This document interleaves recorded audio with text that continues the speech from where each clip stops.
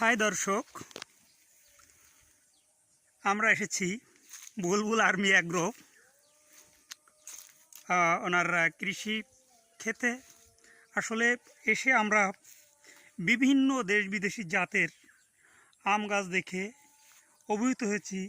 এখনই আমরা একটু তার কাছ থেকে শুনবো এ ধরনের গাছ কিভাবে সংগ্রহ করলো। আর এটা খাওয়ার তো অবশ্যই দর্শকের এবং আমার সবার দাওয়াত রইল। বুলবুল সাহেব, জি আসসালামু আলাইকুম, ভালো আছেন? আসলে এই আমের জাতটার নাম হচ্ছে সূর্যের ডিম। ওয়াও, এটা তার মানে জাপানি সূর্যকন্যা যেটা। হ্যাঁ, সূর্যকন্যা।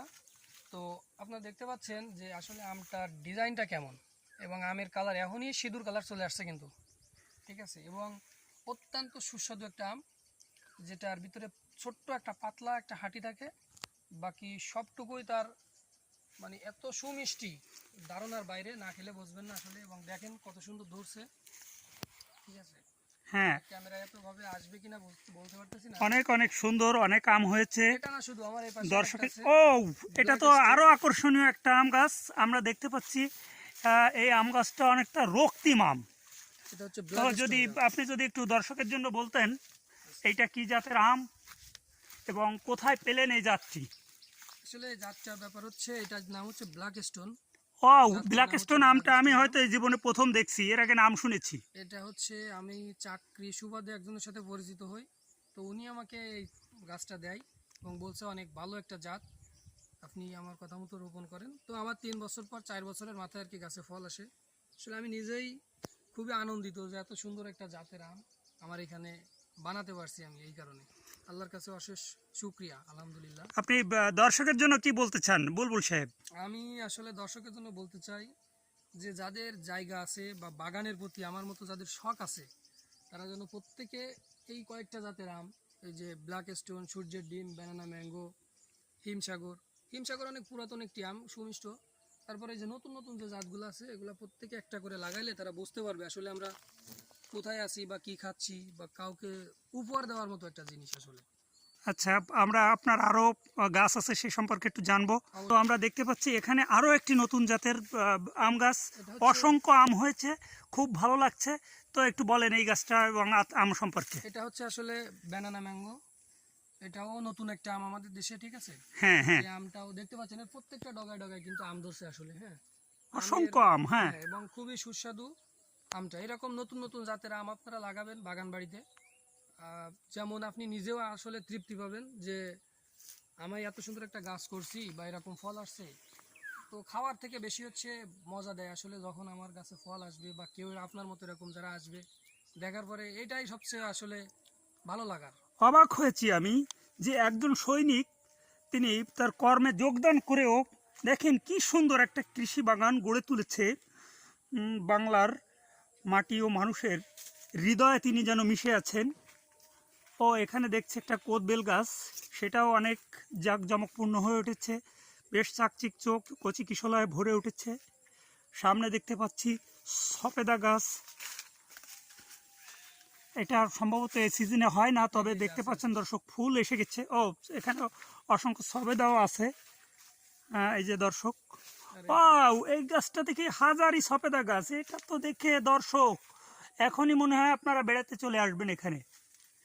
একটু এই সফেদার সম্পর্কে বললে দর্শকের জন্য একটু। আসলে এই সবেদাটা হচ্ছে থাইকুল যেটাকে বলা হয়। এর বৈশিষ্ট্যটা হচ্ছে প্রত্যেকটা বোটাই সর্বনিম্ন 3টা 4টা করে ফল থাকে। আপনি দেখতে পাচ্ছেন এই যে প্রত্যেকটা বোটায় দেখেন কিভাবে, এই যে বোটাটা 5টা ফল আছে, এটাতে 5টা, এটা 2টা 3টে, একটা আজকে হয়তো পাকাটা নিয়ে গেছে সকালে আব্বু। এই গাছটা থেকে আজকে 1 ব্যাগ নেওয়া হয়েছে।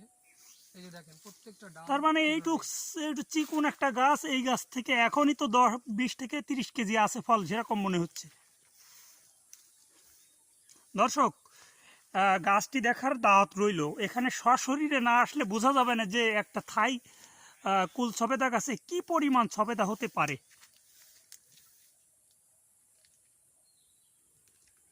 আপনি সকালে আসলে আপনাকে আমি খাওয়াইতে পারতাম পাকা সবেদা গাছ থেকে ছিঁড়েই। সকালে আমার আব্বু 1 ব্যাগ নিয়ে গেছে, তো যার কারণে এখন পাকাটা নাই।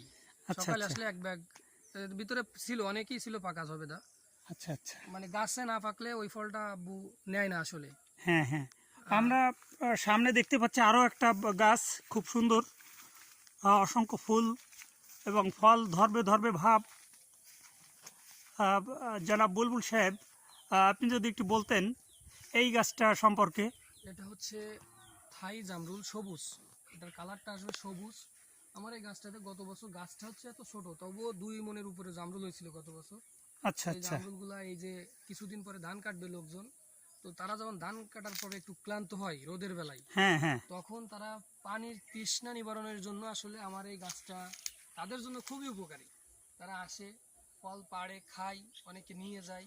তো আমার এই তরফ থেকে আমার বলা যে যে খাবে বা নিয়ে যাবে, আমার দিক থেকে কোনো বাধা নাই, তারা খাক এবং আল্লাহ যেন অনেক দেয় যাতে তারা আরও খাইতে পারে। এই জন্য আচ্ছা এই আচ্ছা, গাছের- বুলবুল সাহেব আপনাকে অসংখ্য ধন্যবাদ।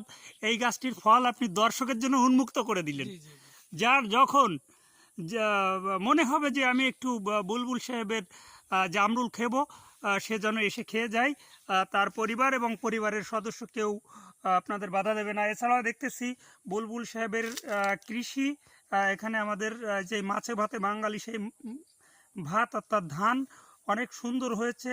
আমার মনে হয় কাঠাপতি 2.5 থেকে 3 মনের কাছাকাছি যাবে, অনেক সুন্দর দেখে। আমি অভিভূত হয়েছি, দর্শকদেরও দেখে যাওয়ার অনুরোধ রইল। তার সুন্দর কৃষি, পাশে দেখছি বেশ সুন্দর কলা গাছ, অসংখ্য কাঠ দিয়েও ধরা আছে, কলার কাঁদি। এই জায়গাতে জামরুল দিলে ভালো আসবে না। একটু দর্শকের উদ্দেশ্যে দেখাই।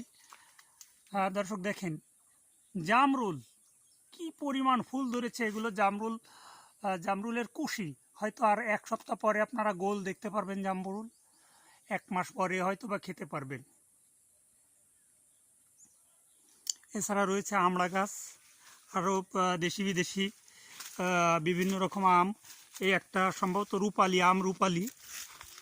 লাল লাল আমলকি আছে যেটা এখনো আমাদের এদিকে কেউ বাসায় নেই। ও এছাড়া যেতে একটু কষ্ট হবে, আপনারা অপর প্রান্তে দেখতে পাচ্ছেন একটা আমলকি গাছ, এটাই প্রচুর লাল হয়, যেটা আপনারা হয়তো আগে দেখেননি। ফল হলে অবশ্যই আসবেন। ধন্যবাদ সকলকে, ধন্যবাদ বুলবুল সাহেবকে।